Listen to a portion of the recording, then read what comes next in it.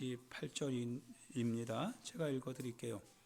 몸은 죽여도 영혼은 능히 죽이지 못하는 자들을 두려워하지 말고 오직 몸과 영혼을 능히 지옥에 멸하실 수 있는 이를 두려워하라.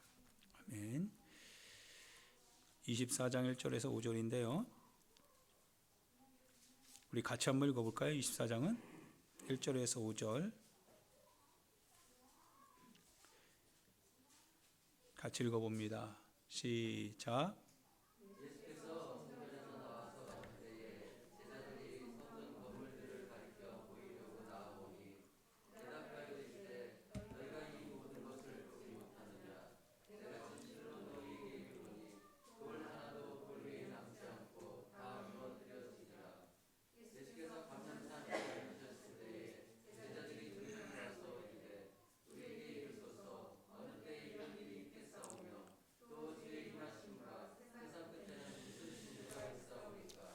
예수께서 대답하여 이르시되 너희가 사람의 미혹을 받지 않도록 주의하라.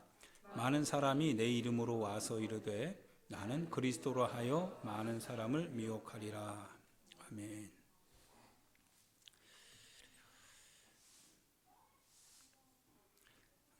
오늘 그 7장에 있는 말씀과 그 10장에 있는 말씀과 그리고 24장 그러니까 마지막 때 있을 일에 대해서 같이 좀 말씀을 전하고 그리고 그 말씀을 통해서 서로 은혜가 될 수 있기를 주님의 이름으로 축원드립니다.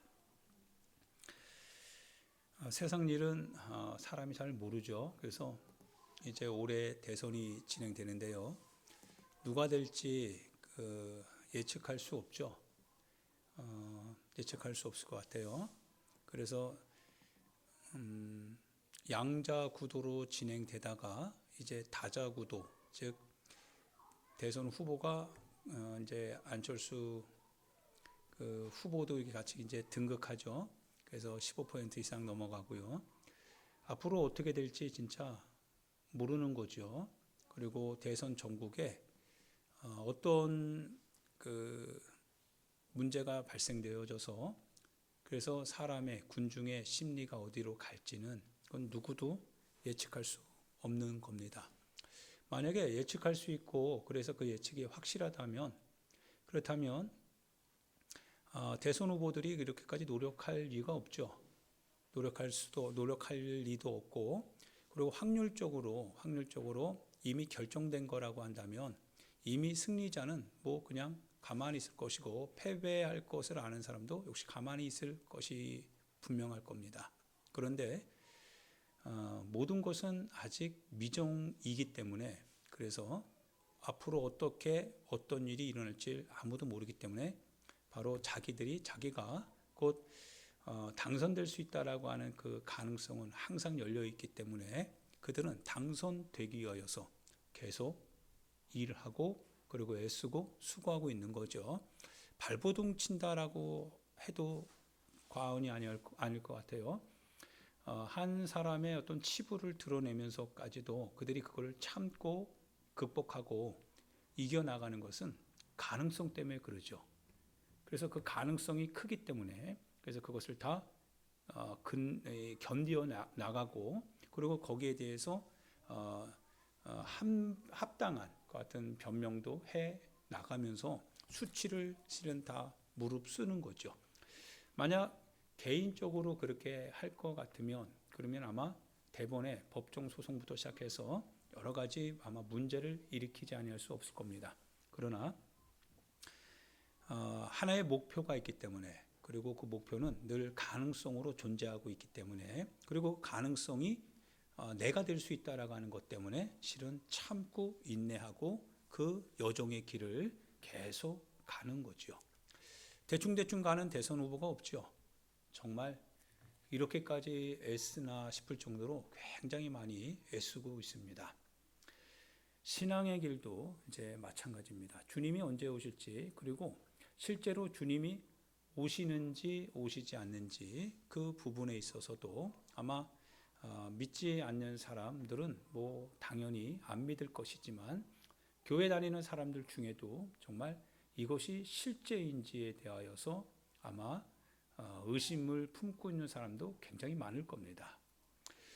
그러나 그 예수님이 오시는 그것이 실제다라고 확신하는 사람, 그리고 그 오실 때 주님이 어떻게 오실 것인가에 대한 하나님의 약속된 말씀을 나의 가능성으로 잡고 가는 사람은 아마 대선 후보 그 이상으로 준비해 나가겠죠.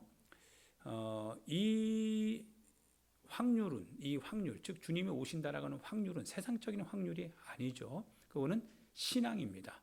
즉 신앙, 확고한 신앙입니다. 그것은 올 수도 있고 안 올 수도 있다라고 하는 두 가지 마음을 품고 올 것을 준비해서 이렇게 준비하고 안 올 것을 생각해서 이렇게 나는 할 것이다. 이거가 아니라 신앙은 이것인지 저것인지 둘 중에 하나입니다. 그래서 우리의 신앙은 그분이 오실 것을 우리가 알고 있기 때문에 오실 때 내 자신이 그 주님이 오시는 그 현장에 참여해야 된다라고 하는 그 가능성을 어떻게든지 잡으려고 오늘 우리는 마치 경주하는 자, 즉 앞뒤 재지 아니하고 주님이 오실 때 그 오시는 그 주님을 향하여서 내가 반드시 들어가야 된다라고 하는 절박한 심정을 갖고 그렇게 오늘 신앙생활하는 사람들, 확신을 가지고 사는 그런 신앙하는 사람들, 이런 사람들을 우리는 실은 성도라고 말할 수 있고요, 크리스찬이라고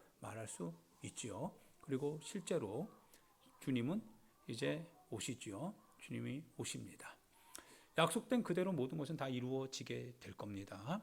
그리고 우리는 그것을 지금은 이루어지지 않고 있는 상태이기 때문에 아직 미정된 상태, 그래서 때로는 확률적으로 생각하는 사람들의 여러 가지 이론도 있지만 그러나 그것이 여전히 아직 우리 가운데 다가오지 않고 있기 때문에 어떤 사람은 그 다가오지 않는 그 주님에 대하여서 그분을 위하여서 우리의 삶을 희생하고 우리의 삶을 헌신하고 우리의 삶을 신앙에 맞추어서 사는 것은 너무 우리에게 손해가 크다라고 해서 그것을 뿌리치는 사람도 있는 반면에, 그러나 주님이 오시면 모든 것은 다 회복될 것이고 주님이 오실 때 모든 것은 다 완료될 것이라고 하는 사실을 분명히 알고 있기 때문에 살아가는 목표, 살아가는 목적, 살아가는 방향이 오직 신앙, 즉 하나님의 말씀을 따르고 그 말씀 속에서 생명을 찾으려고 하는 그런 사람도 있을 것이다.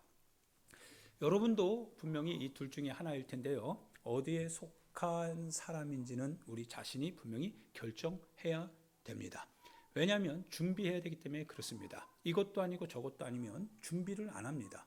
그러나 분명히 이것이면 이것을 위해서 내가 준비할 것이고 저것이라고 생각하면 굳이 이것을 위하여서 희생할 이유가 없고 그저 삶을 위해서 살아가면 됩니다.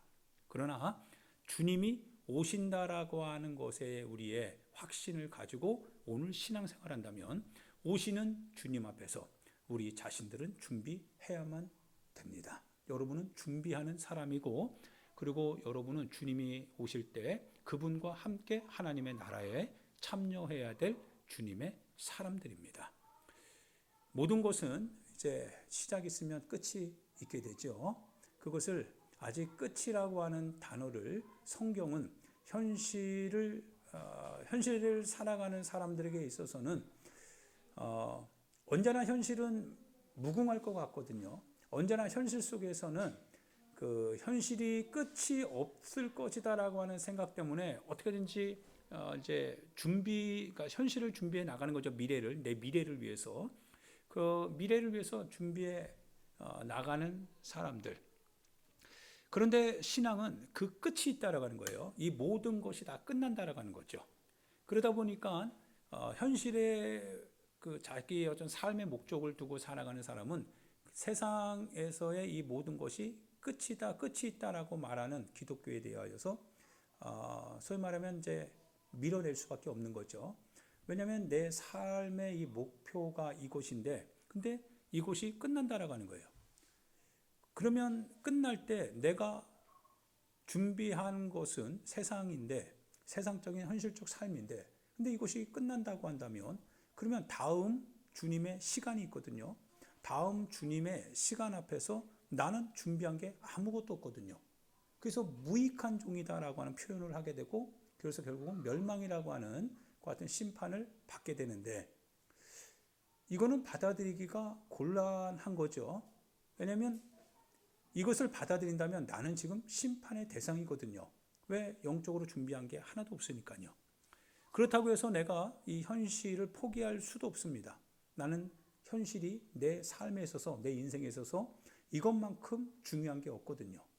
그리고 실제적으로 내가 괴로워하고 즐거워하고 기뻐하고 슬퍼하는 것도 역시 현실에서 일어나는 일들이기 때문에 우리는 이거 없으면 안 되는 거거든요.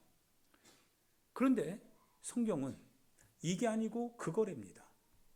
그것을 위해서 준비해야 된다는 거죠. 하나님의 나라를 위해서 준비해야 된다는 거죠. 주님의 말씀을 따라 준비하며 살아가야 된다는 거죠. 그런데 내가 추구해가는 이 삶의 모든 패턴들은 현실에 국한되어 있는 거거든요. 현실 너머의 이야기를 하는 신앙 받아들일 수 없죠. 그래서 현실은 항상 신앙의 그리스도를 밀어내는 거고 믿지 않습니다.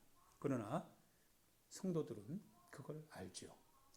신앙의 그리스도, 다시 오실 그리스도가 참 주님이심을 알고 그분 앞에서 내 인생이 부활할 것을 알고 다시 죽음을 통해서 다시 생을 얻게 될 것을 알고 그분의 나라를 위해서 준비해야 된다라고 하는 사실에 대해서 분명한 확신을 가지고 있기 때문에 하루를 살아도 똑같은 하루지만 그러나 그 나라를 위한 하루하루를 살아가게 되죠.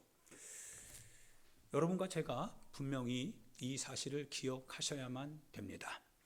오늘 예수님께서 놀라운 말씀을 하고 계세요. 나더러 주여 주여 하는 자마다 다 천국에 가는 게 아니랍니다. 이 말은 주여 주여 부르지 않는 사람을 일단 배제하죠. 이 대상이 될 수 있는 사람은 아마 신자라고 생각이 됩니다. 여러분과 제가 될 수 있을 거라 생각이 돼요. 더군다나 이 사람들은 선지자 노릇도 하는 사람, 지식이 있는 사람인 것 같아요. 그리고 귀신을 쫓아낼 수 있는 능력도 있는 사람입니다. 귀신 쫓아내야죠. 그리고 많은 능력을 행했던 사람, 그러니까 하나님께서 약속하신 대로 믿는 자에게는 이런 표적이 따라간다라고 하는 그대로 믿음을 통해서 일할 때 나타났던 역사, 그 역사를 일으켰던 사람이었던 것 같아요. 그래서 이들을 향하여서 예수님께서 뭐라고 하시냐면 나더러 주여 주여 하는 자마다 다 천국에 들어갈 것이 아니다라고 예수님이 하시면서 다만 하늘에 계신 내 아버지의 뜻대로 다만 하늘에 계신 내 아버지의 뜻대로 행하는 자라야 들어갈 것이다. 신앙의 비밀이 하나의 어떤 세상적인 어떤 히트치는 상품이 아닌 것 같아요. 신앙은 하나의 어떤 놀라운 천재적인 기능을 가지고 있는 사람이 확 드러나서 BTS처럼 아니면 어떤 유명한 하나의 달란트를 가지고 있는 사람이 세상에서 갑자기 드러나서 하이라이트 받고 조명받아서 야 부럽다 그렇게 되고 싶다 라고 하는 그러한 수준이 아닌 것 같아요. 신앙 안에서 주님이 인정하시는 그 구원의 패턴은 하나의 어떤 능력, 역사, 기적, 이적, 귀신 쫓고 그러한 것을 넘어서 실은 하나님의 뜻대로 행하느냐 행하지 않느냐에 있다라고 하는 겁니다. 하나님의 뜻이 중요하다라는 거예요. 그 뜻을 행하느냐 행하지 않느냐라고 하는 사실입니다. 아마도 이 사람들은요 거기에 대해서 질문을 던지는 거죠. 예수님께 나더러 그때 많은 사람이 나더러 이렇게 얘기한답니다. 왜 우리를 모른다 하시냐는 거죠. 우리가 주의 이름으로 주님의 이름을 가지고 실제로 귀신을 쫓아냈고 선지자 노릇도 했고 그리고 많은 능력도 행했습니다. 왜 우리를 모른다 하십니까? 그런데 예수님께서요 내가 너희를 그때 밝히 말씀하시기를 내가 너희를 도무지 모른대요. 왜 모르느냐? 너희는 불법을 행하는 사람들이래요. 그래서 이 말을 조금 곰곰이 생각해 봅니다. 불법을 행하는 사람. 도대체 그들은 어떤 불법을 행했는가라고 할 때 그런 것 같아요. 아마 그들은 자기 자신이 하나의 능력을 가지고 있다고 해서 신앙의 어떤 연륜이나 신앙의 경륜, 신앙의 지식, 신앙의 어떤 역사적인 체험을 가지고 있다고 해서 하나님의 말씀을 조금 무시했던 것 같아요. 아이, 좀 그럴 수도 있지. 아이, 조금 넘어가도 충분히 주님은 인정해 주시지 않겠어?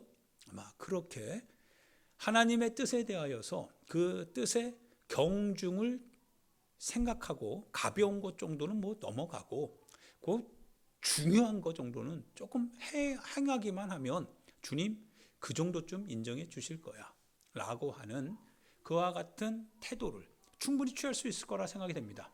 사람이 모르면은 모든 거를 어떻게든지 다 행하려고 하죠. 그래서 우리가 운전면허를 이렇게 하다 보면 어떻든지 간에 모든 코스마다 다 합격하려고 하는 것이 실은 초보죠. 그런데 어느 정도 경륜이 되면 굳이 그렇게까지 100점 안 맞아도 72점만 맞으면 통과하니까 야, 굳이 그렇게까지 안 해도 돼. 그러니까 어느 정도 경험이 있는 거죠.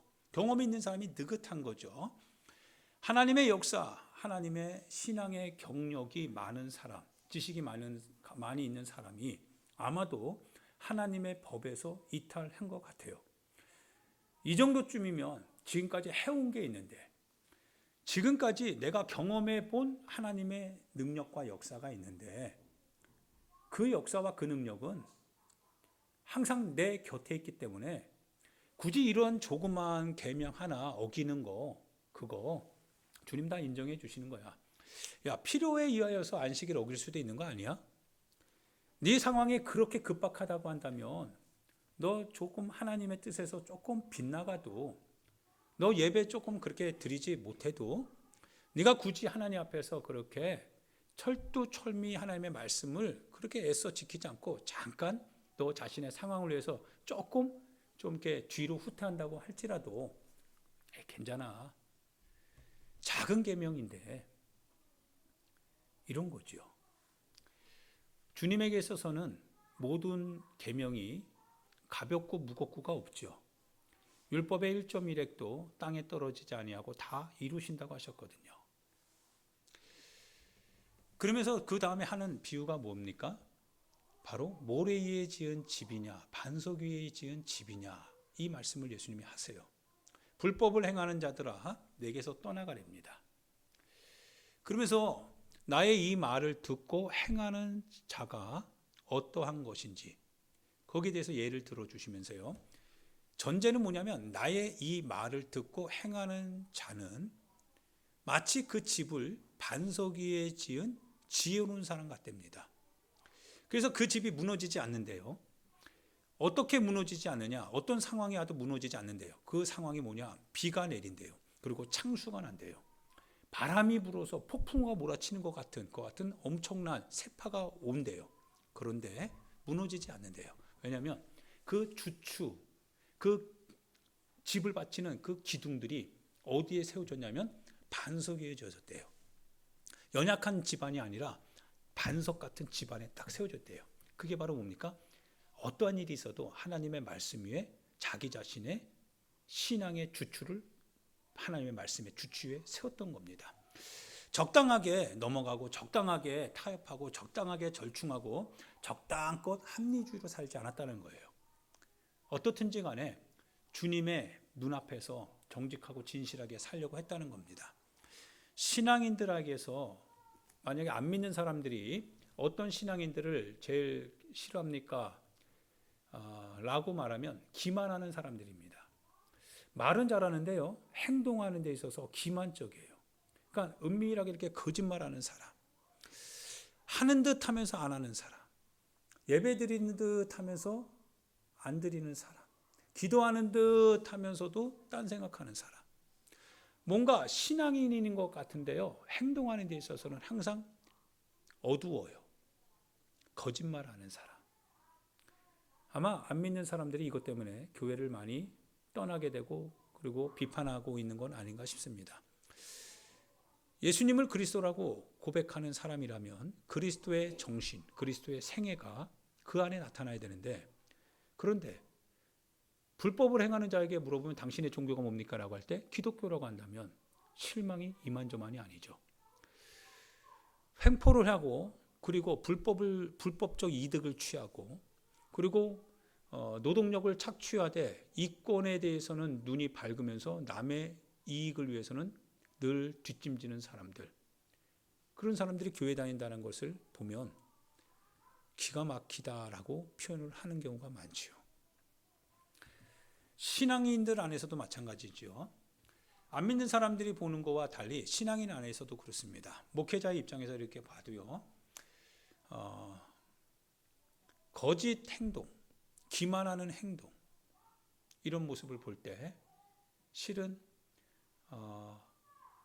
마음에서 하나의 정직한 반응이 나오지 않고요, 오히려 분노하는 마음이 들어올 때도 굉장히 많습니다. 본이 되지 않는 거, 연약한 건 어쩔 수 없어요. 못하는 거에 대해서 뭐라는 게 아닙니다. 그런데 해야 되면서 안 하는 게 문제인 거죠. 하는 듯 하면서 안 하는 게 그게 기만적인 거죠. 이것이 실은 굉장히 보기 좋지 않지요. 사람을 속이는 거거든요. 마치 하나님을 속이는 것과 똑같습니다. 여러분, 하나님 앞에 예배드리러 나왔습니다. 하나님 앞에 예배드리러 나왔는데 예배 자리는 앉아 있는데 여러분의 마음속에는 자꾸 하나님을 이렇게 등지는 거예요. 하나님을 눈속임하듯이 그렇게 정직하게 반응하지 않습니다. 불편할 수 있어요. 몸이 피곤할 수 있어요. 몸이 아플 수 있어요. 그러나 그럼에도 불구하고 주님 배로 나왔습니다. 내 삶의 주인이 주님이심을, 나의 예배를 받으실 분은 오직 주님이심을 내가 고백하기 위해서 주님 앞에 나왔습니다. 주님 앞에 신앙을 고백하는 데 있어서 질병도 고통도 삶의 어려움도 내 신앙 고백을 막을 수 없습니다. 비록 주님 나 불편하고 어렵고 힘이 없지만, 그러나 주님 앞에 나오는 데 있어서는 그 모든 것도 나의 제재 수단이 될 수는 없습니다. 주님, 불편한 것 같은 현장에서의 예배지만 주님 받아 주옵소서. 정직하지요.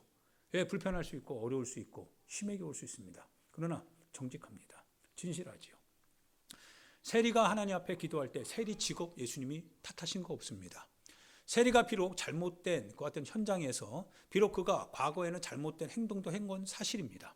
그렇다고 해서 하나님께서 그를 내친 적 없습니다. 오히려 세리는 바리새인처럼 그렇게 도덕적이고 윤리적이지 못합니다. 오히려 사람들이 생각할 땐 세리는 거부하고 싶은 사람입니다. 불법적 요소, 탈선의 요소가 많거든요. 그런데 어느 날 그가 주님 앞에 나올 수밖에 없는 그 같은 마음을 갖고 주님 앞에 나왔을 때 그는 하늘을 우러러보지도 못했습니다. 그리고 다만 가슴을 치며 탄식하며 주님 앞에 고백하기를 나는 죄인입니다. 한마디 하고 내려갈 때 주님이 세리의 기도가 주님이 받으시는 기도다라고 표현을 하더라고요. 기만하는 신앙생활 옳지 않습니다. 오히려 좀 부족하고 오히려 조금 우리가 연약하고 삶에 있어서 조금 투박한 인생 그런 길을 간다 할지라도, 그러나 주님 앞에서 우리가 정직하게 예배자의 모습을 갖고 예배드리는 것이 그것이 주님이 받으시는 예배다라고 하는 사실이죠. 불법은 뭡니까? 불법은 바리새인들이 불법이죠. 바리새인들은 주님의 이름을 많이 사용했습니다. 그리고 가르치기도 했습니다. 그런데 불법자입니다. 왜냐하면 그의 마음속에는 자기 신앙의 하나의 어떤 외적인 거에 자기 자신의 내적 거짓말을 숨겼던 겁니다. 포장했던 거지요. 주님을 속인 겁니다. 안전에 있지만 그러나 예배드리지 않습니다. 주님을 속인 거죠. 그러면서 그들이 주님 앞에 왜 우리를 모른다 하십니까? 라고 할 때 주님이 말합니다. 불법을 행하는 자들아, 내게서 떠나가렵니다. 주님이 아신다는 거예요. 사람은 항상 얘기하지만 사람은 속일 수 있어도 우리 영혼을 지으신 하나님을 우리는 속일 수 없죠. 우리 마음을 감찰하시는 분이 하나님이십니다. 사람은 외모를 가지고 판단하지만 그러나 주님은 중심을 보고 판단하십니다. 그래서 주님은 그 마음의 정직함과 그 마음의 진실함을 가지고 있는가, 그것을 주님은 알고 계시고 그걸 받아주십니다. 그것이 우리가 주님을 사모하고 주님 앞에 가능성을 여전히 둘 수 있는 이유이기도 합니다. 우리 부족하지요. 우리 그렇게 화롭지 않습니다. 우리 그렇게 화려하지도 않고 우리 큰 성가대나 오케스트라나 어떤 그런 큰 뭔가가 있는 건 또 아닙니다. 불편한 것도 한두 가지가 아닐 수 있습니다. 그러나 그럼에도 불구하고 우리는 하나님께 예배 드리고자 하는 정직과 진실은 있습니다. 신앙입니다. 하나님이 예배를 받으시는 분이시고 나는 주님 앞에 예배 드리는 사람입니다 라고 하는 정직과 진실을 갖고 하나님 앞에 나아올 때 주님은 환경에 매이시는 분이 아니거든요. 주님은 환경에 매이시는 분이 아니라 환경을 창조하시는 분이기 때문에 우리 마음을 받아주실 것이다 이거예요. 할렐루야. 그때 이 사람이 뭡니까? 비가 내리고 창수가 나고 바람이 불어도 절대로 이런 사람은 신앙이 흔들리지 않습니다. 성전이 무너져도요, 코로나가 불어닥쳐도요, 많은 사람들이 이렇게 저렇게 하나의 어떤 신변의 위기를 느끼고 돌이킬 때도요, 그러나 이 사람의 신앙은 흔들리지 않습니다. 왜냐하면 외부적인 것에 의해서 신앙생활을 해온 적이 없거든요. 외부적인 것에 의해서 요동친 적이 없거든요. 사람에 의해서, 환경에 의해서 아니요. 신앙은 오직 주님과의 관계 안에서 세워왔거든요. 주님이 보실 때 정직해야 된다. 주님이 보실 때 진실해야 된다.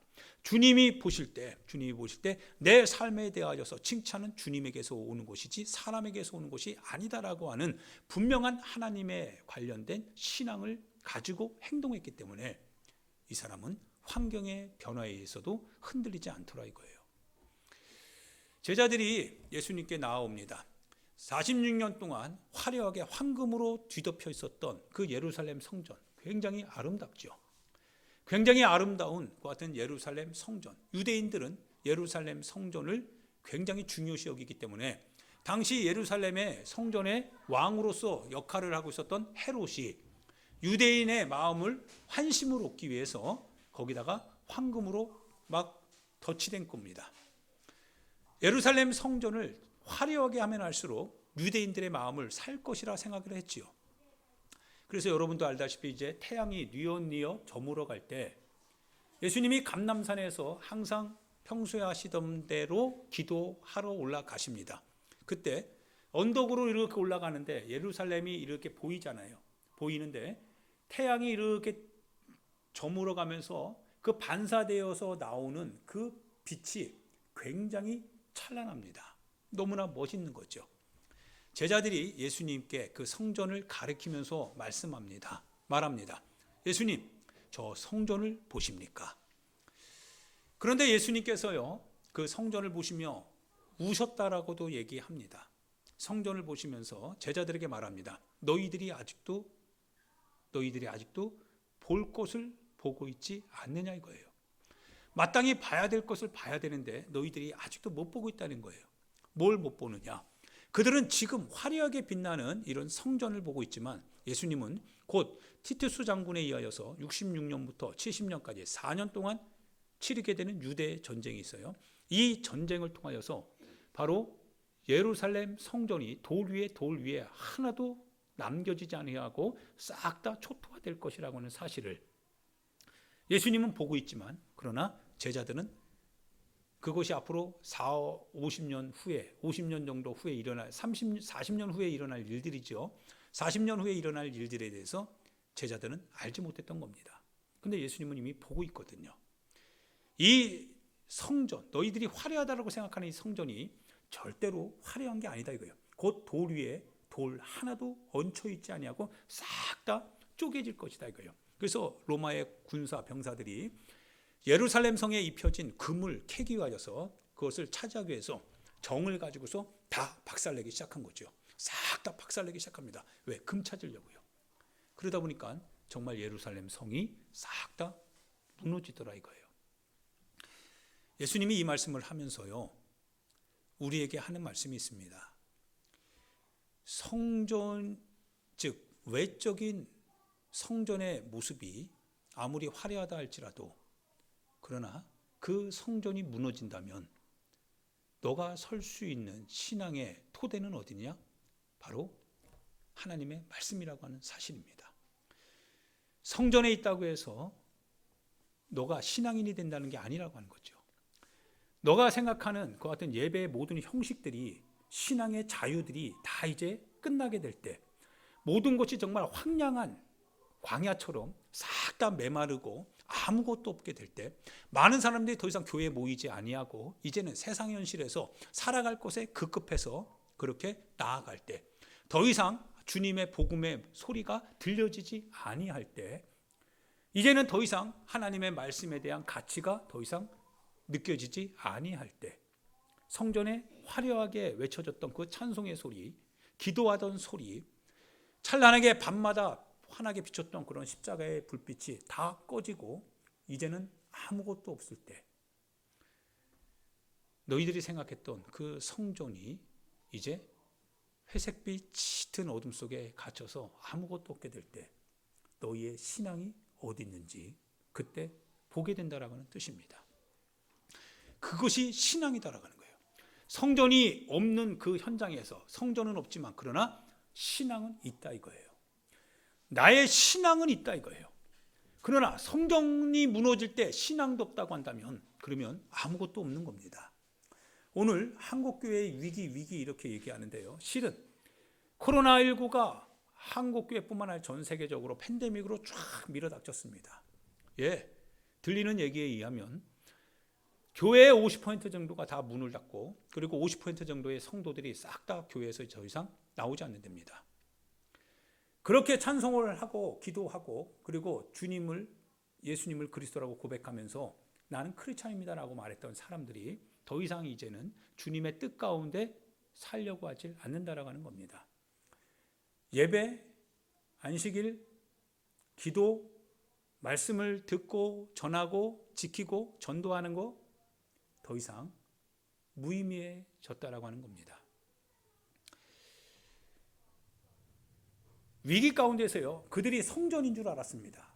그들이 하나님의 복음을 지키는 성전처럼 쭉 언제나 우리와 함께 할 줄 알았습니다. 그런데 성전이 무너지기 시작합니다. 다 무너집니다. 무너지니까요, 성도들도 신자처럼 다 어디로 다 가더라 이거죠. 어디로 다 가더라 이거예요. 함께 있었던 사람들이 이제는 다들 현장으로 떠나가고, 그래서 현실주의로 살더라 이거죠. 그들처럼 신앙이 어딨냐 이거예요. 그럼에도 불구하고 신앙인들이 오늘 교회를 지키는 겁니다. 성전은 무너지고요, 기도의 소리도 이제 점점 잦아들지 못하고 조용해지고, 찬송 소리도 더 이상 밖을 향해서 외쳐지지 못할 때, 그리고 주님의 이름을 마음대로 사람들에게 얘기하지 못한 그런 수준이 되어져 왔을 때도, 그럼에도 불구하고 여전히 주님 앞에서 신앙을 가지고 있는 사람들이 교회를 지키더라 이거예요. 교회는 없어졌지만 그러나 그들이 교회를 세워가더라 이거죠. 할렐루야, 할렐루야. 오늘 우리에게 필요한 것은 단지 외적인 언어의 어떤 성전의 외벽이 아닙니다. 여러분 안에 세워져 있어야 될 성전입니다.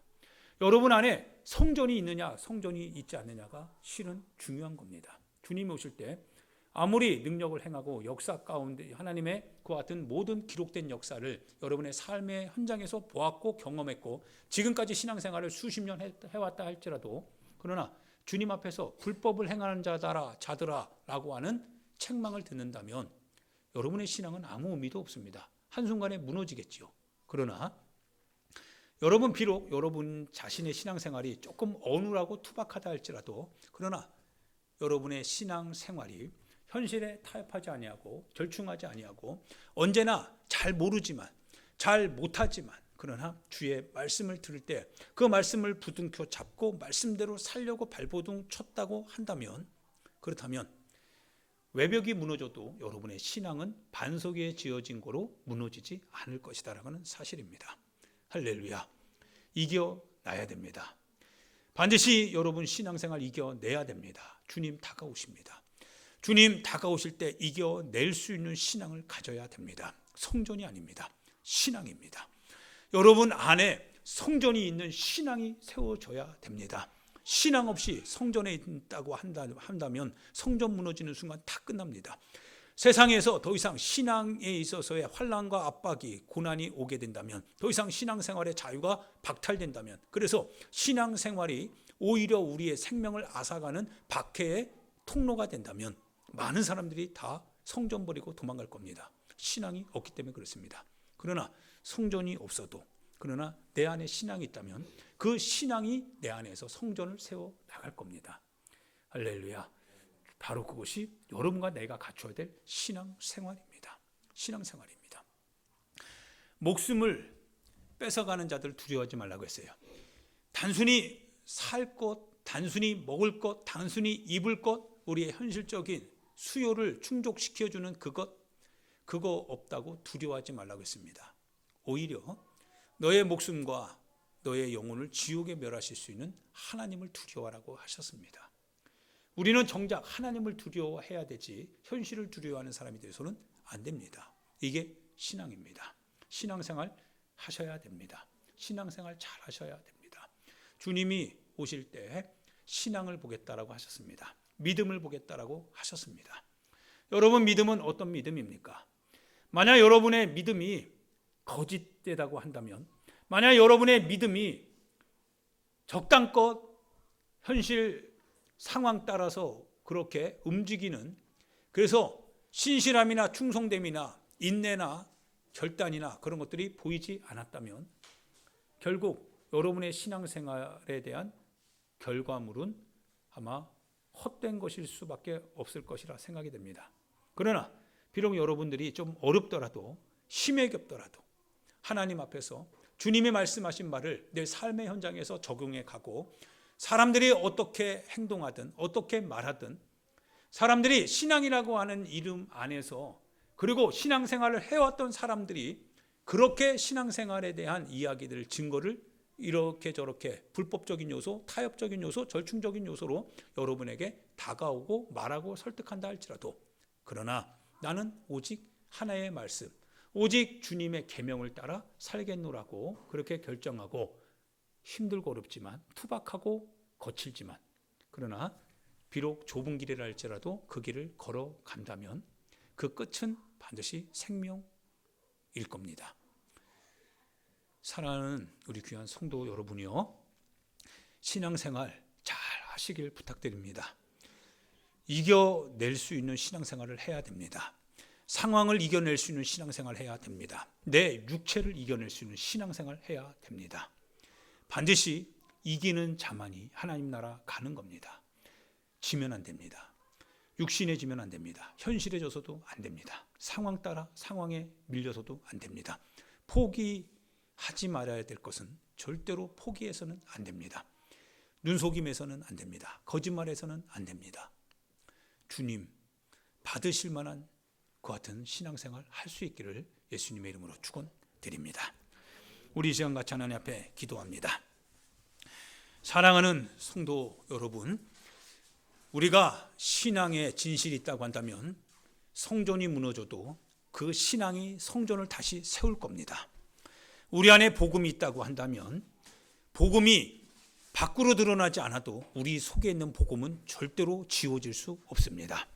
내 안에 신앙, 내 안에 복음, 내 안에 예수 그리스도, 진실이 내 안에 있다면, 정직함이 내 안에 있다면 절대로 목숨을 그들이 앗아갈 수는 있어도, 그러나 내 속에 있는 것은 뺏을 수 없습니다. 신앙이 세상을 이깁니다. 믿음이 세상을 이기는 겁니다. 믿음을 가지십시오. 믿음을 가지시고 반드시 승리하는 삶을 살아가시길 바랍니다. 우리 주여 한번 부르고요, 세상을 이긴 믿음을 가진 사람 되게 해달라고요, 세상을 믿음으로 살게 해달라고요. 우리 주여 한번 부르고 하나님 앞에 기도하도록 하겠습니다. 기도합니다. 주여,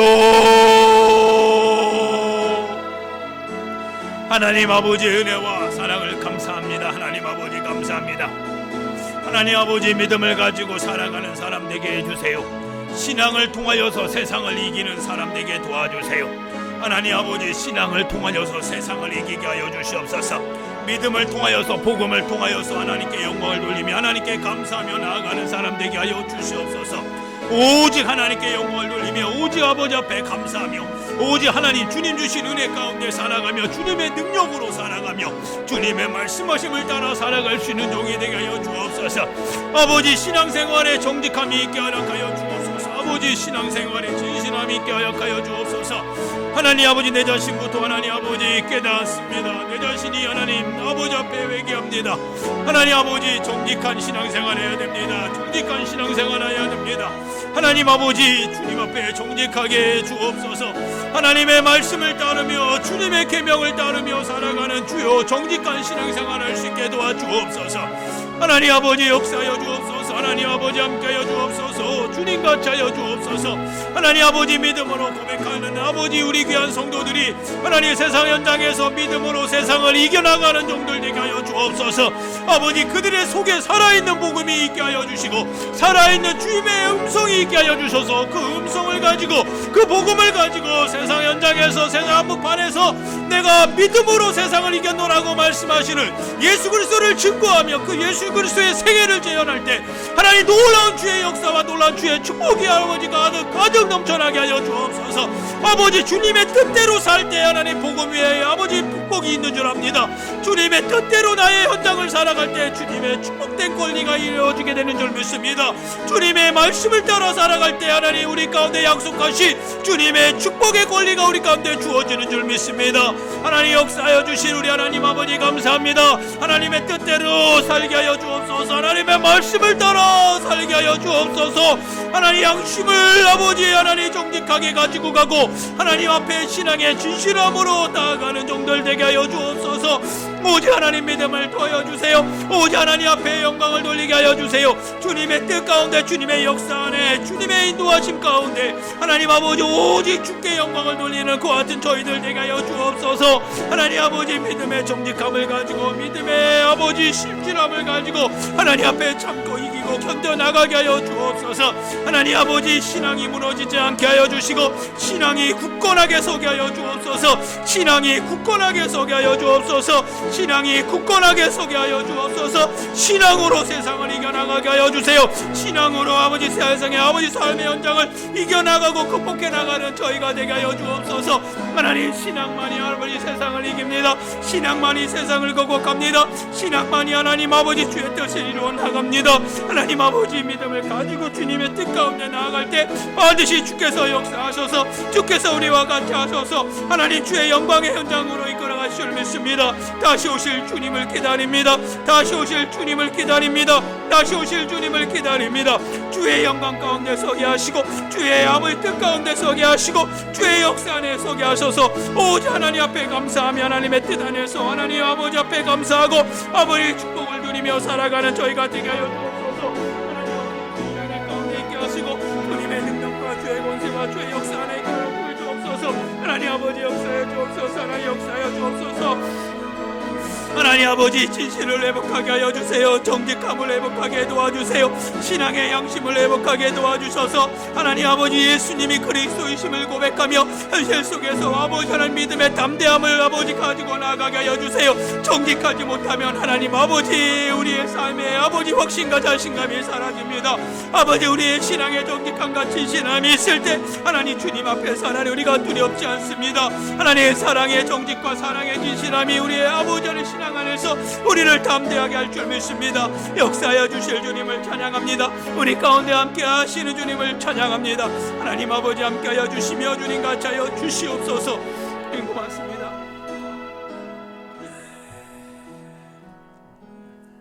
하나님 아버지 은혜와 사랑을 감사합니다.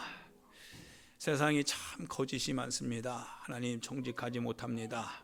하나님 외적으로는 하나님 정직한 듯 하면서도 속에서는 사람의 마음을 알 수 없을 만큼 하나님 믿음이 가지 않는 경우가 너무 많습니다.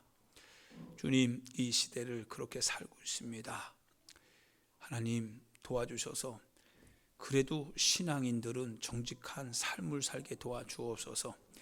신앙인이기 때문에 예수님을 그리스도라고 고백하고 살아가는 사람들이기 때문에 하나님 그 이름을 위하여서 정직하고 진실하게 살게 해 주옵소서.